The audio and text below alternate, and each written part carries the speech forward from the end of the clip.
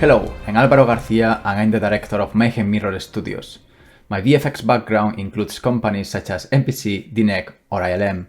Last year, I founded Mayhem Mirror Studios to create the Seed of Juna in real time and CRETE prototype, a biopunk video game, which is the one we are going to use for this example, explaining how I use KineFX into Unreal Engine 5 for combat systems, cinematics, or loopable animations. So CRETE prototype has two main workflows. They are very simple but quite effective. One of them is using root motion for combat systems. The reason of this is every single time we attack, the capsule moves with the character, and that's because the capsule is hooked to the root. For that, KineFX offers you the option of extracting the locomotion and put it back to the root. The second workflow is using looped animation, and for that again, KineFX is offering different ways of looping your animation seamlessly, and you can add those cycles later into your blend space. This includes, obviously, as you can imagine, walking cycle, running cycle, any kind of loopable animation. Finally, some shared techniques or workflows is I always have the mindset that every single node matters. And this is not just because KineFX is more the philosophy of Houdini.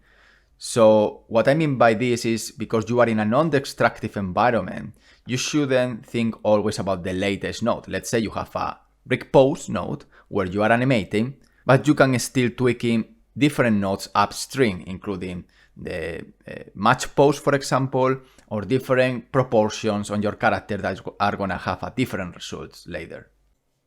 So here we have a Xsens motion capture that was actually captured not correctly. As you can see, the origin is not in 0, 0, 0. The forward vector is all over the place. This is not usable in a combat system. We don't have root motion. If you are doing a combat system based in root motion, this is an animation that you can't use. So what we need to do is to prepare the root motion. And you can do this in the source animation, or you can do this after retargeting. I think both are okay. I just prefer to do this in the source, so I have a clean motion capture ready to be retargeted, but you can do that afterwards. So to do that, we have the very useful extract locomotion node, which is basically gonna use any joint you want. In this case, I recommend you to use the hips. You can use obviously the head, but in most of the cases, you can use the hip and that's gonna be all right. And what you can see here is a temporal joint called locomotion. You can see this in the spreadsheet, which is gonna be later used to transfer that motion to the root of the character. So we are gonna have finally root motion. So you can see here that I'm only translating, and also is by default and makes completely sense, X and Z. You don't want to do root motion with Y, and even less if you are doing a combat system where you want to control the exact height of the jump, because maybe you have an internal logic like most of the games that you can jump, let's say 50 centimeters, so you can do that manually later on, not now. So now what you want is just the forward locomotion, and with that done, what you want to do with a rig pose, for example, is applying the locomotion. You can see this here. That is basically applying the transform on X and Z back to the reference, which is the root of the character. So now we can see our character is moving forward with the hip, but only in the flat axis. It's not jumping up with the root. We can just tweak that later. So this is our character from CRETE. I'm not gonna stop too much on this. It's basically the retargeting system. It's gonna work all the time in the same way. The good thing of using a full body IK solver is you can have different joint numbers and different chains and hierarchies, and it's gonna still work as long as you have IK. So here you can see that I'm matching basically both poses. In this case, I always recommend you to enable target and source, but if you want to tweak the scale, use the source skeleton. Otherwise, your character, which is going to be the target, is going to be scaled down. In this case, to the Xsens scale. You want to do this in the other way around. I want to scale the source skeleton, which is going to be the Xsens skeleton, to the size of my character from Unreal Engine 5. So basically here you can see all the rotations I did. And now I map the points. And again, this is my 2 cents. Like, again, you can see here, there is a couple of joints that they are not mapped. But it's okay because I'm using a full body IK solver. Like for example, there's only one neck joint in the Xsens and we have two joints here. And you're gonna have still rotations in the joints, even for the twist bones, because you are using a full body IK. So that's one of the good things of using a full body IK. And then finally here we have the solver. And again, you can later prepare food plans with a solver, but the less you use a simulation, the better. So now what I usually do is adding different pins with different weights and priorities to match the animation both together. And this is already like, let's say 80% of the quality you want to have in a motion capture. Obviously the feet are gonna need some adjustments and we have a couple of nodes to do that. But again, if you want to spend time in a place before going down, is in the full body IK parameters and the iterations, the damping, a lot of things you can do here. Again, when you're using a solver, means that there is no just a single solution. There are many solutions depending on how you weight the different pins. You want the feet to be more close to the original source, or maybe you want, for example, let's say if I add here a new one, like for example, the hip. I want the hip, for example, to be the pelvis having more weight there. So I can choose how my animation looks. And also this depends on how is your character. It's an enemy, it's an old character, it's very energetic. And that's gonna define how much weight I'm gonna put in the spine, in the feet, in the head, in different manners. So that's my recommendation. Spend a lot of time here in this solver before going down with different other solutions to correct positions. Another advantage of using a full body IK solver is that I can now, once I'm happy with my animation, change to different characters that they might have different proportions and different scales and hierarchies in their skeletons. Like for example, I can play this and I can just, for example, change to Chris. I can see the results here in real time. So that's very useful, not just to retarget to different characters, but also to pre-visualize how it's gonna look, because I'm gonna only export one animation and that animation can be used in different skeletons later inside Unreal. So this is how simple it is to make a loop inside KineFX. We use this for, again, any kind of blend space. Once you have the retarget done and your tweaks done of what is the animation, the motion capture, in this case, for example, you can see I just use even a cinematic acting, which is this, and then it does other actions. There is no loop whatsoever here. It's just stopping and starting. So what I do is all the classics of extracting locomotion. This is not needed at all, but it's just because I'm using the same branch and the same tree. What really matters is the moment I convert after retargeting my animation in the rig to a motion clip where I'm gonna pre-visualize exactly the range I need. I always put a little bit of handles, let's say 5 frames before the loop starts and 5 frames after the loop ends. For example, I use the contact to the floor in the right leg, and I know that's going to be my loop. Could be on 2s, could be on 4s, depending on how much you feel the energy of the animation. You need to keep this in mind, because when we start looping something, we have a lot of spine bending forward, and when we want to stop the loop, our body tends to bend back the spine. So that's something a bit dangerous. But once we are happy with that, we just do the cycle here, which is gonna have a lot of different options that you need to tweak by your own. This is just a pre-visualization, how many cycles I want before and after. What is the joint, and this is very important, that is gonna be the locomotion, in this case the root. Most of the cases you want to use the root. Obviously, as before, X and Z. And finally, the blending technique. In this case, I want to preserve the length, so there is no kind of jump. But depending on what is the energy, you can use different options. How many frames? In this case, 10, I found the best result. Sometimes, if it's very close, can be snappy and can use 2-3 frames. But in this case, because this was not meant to be a loop, I made this a loop from nowhere. I used 10 frames, and it's more or less working. The bias, left and right from the previous and the next loop, etc.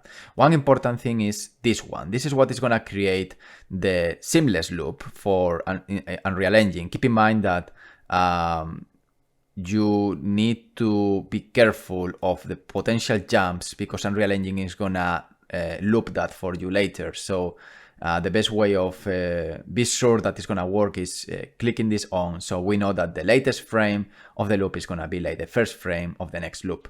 And finally, we can evaluate to see how it looks. So the loop, as you can see, from a clip that was not meant to be a loop at all, is working pretty nicely.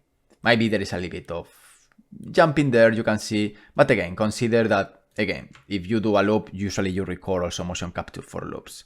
But it's working nicely, and you can see again all the results in real time, at the same time, in parallel. Yeah, it's working pretty nicely.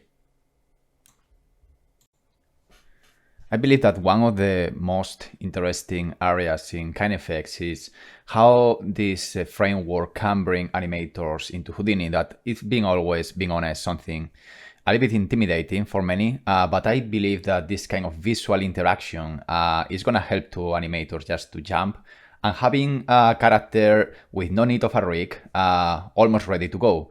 So obviously the first one I already mentioned is the visual feedback. As you can see in the picture, we can see all the motion paths that they are also editable in the viewport, which is always a plus.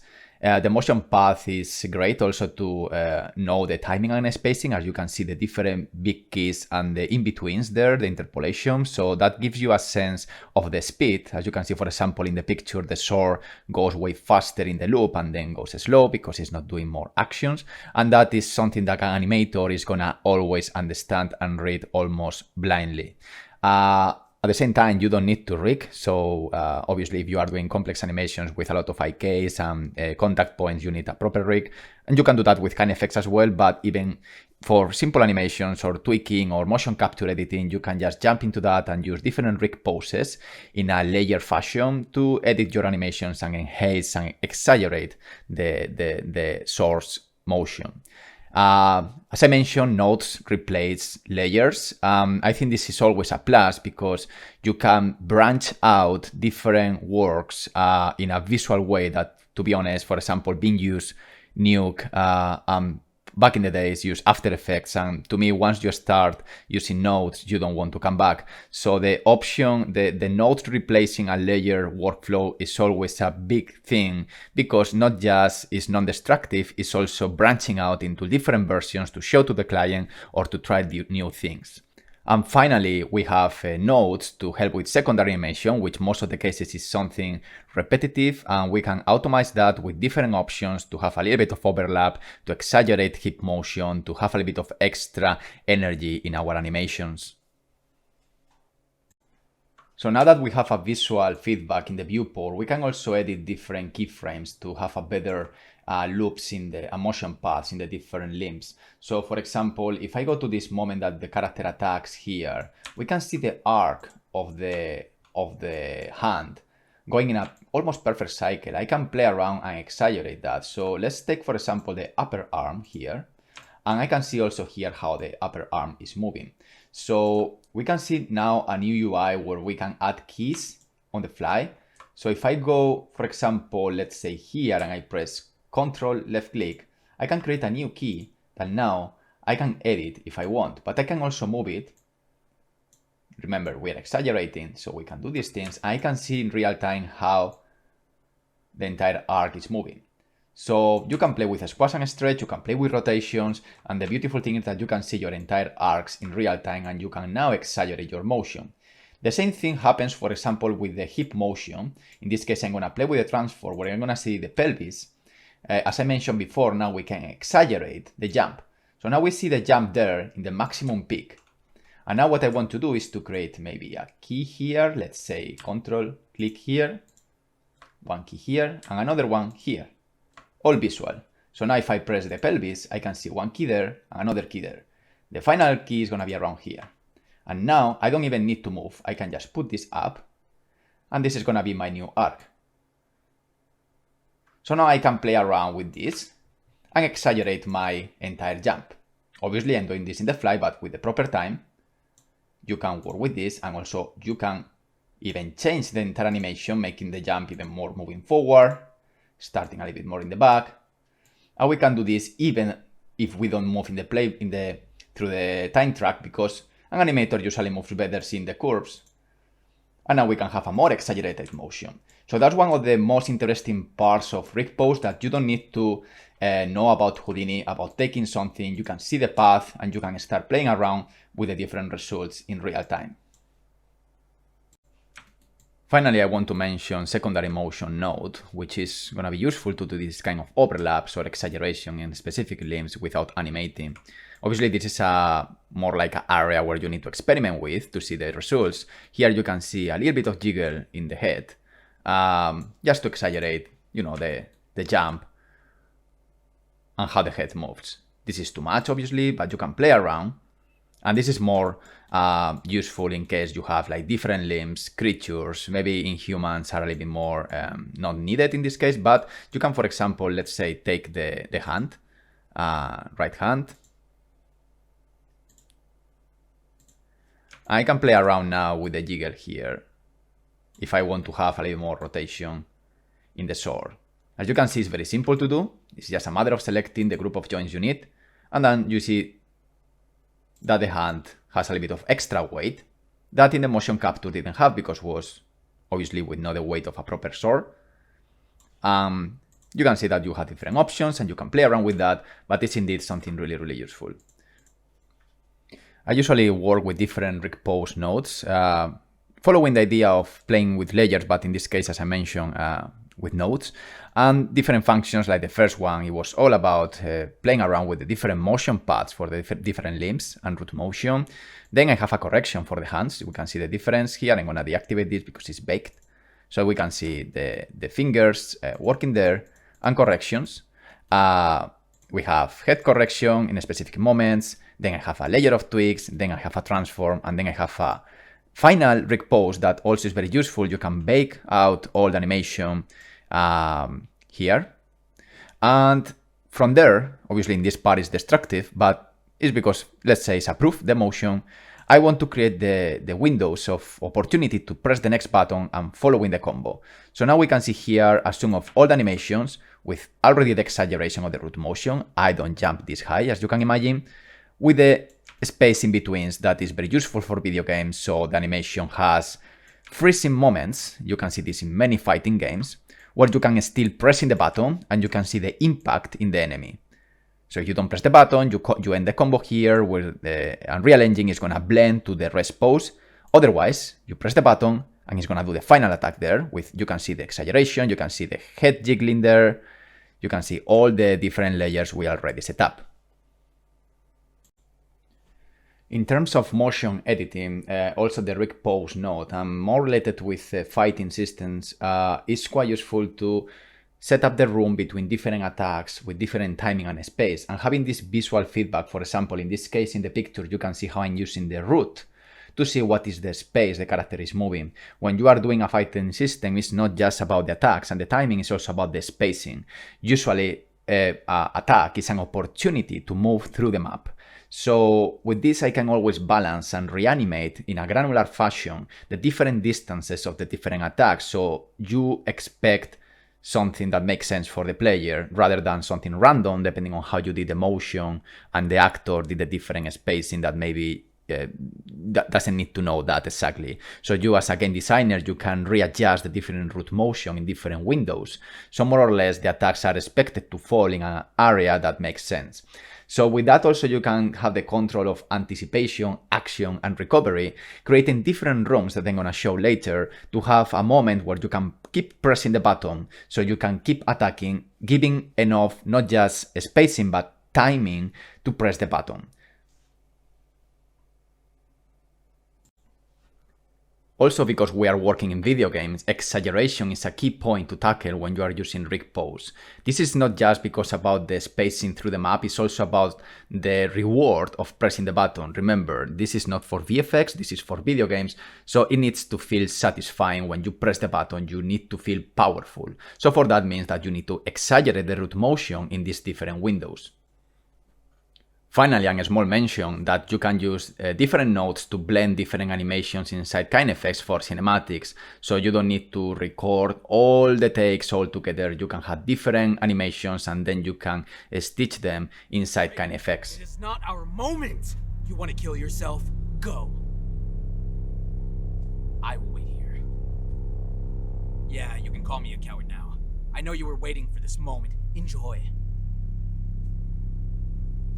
At least I'm able to see our own limits, goddammit!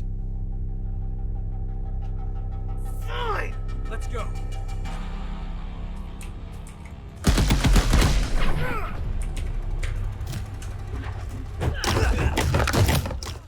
Thank you very much for watching. I hope this was useful, or at least inspire you to try new techniques and workflows where visual feedback and visual interaction is quite relevant.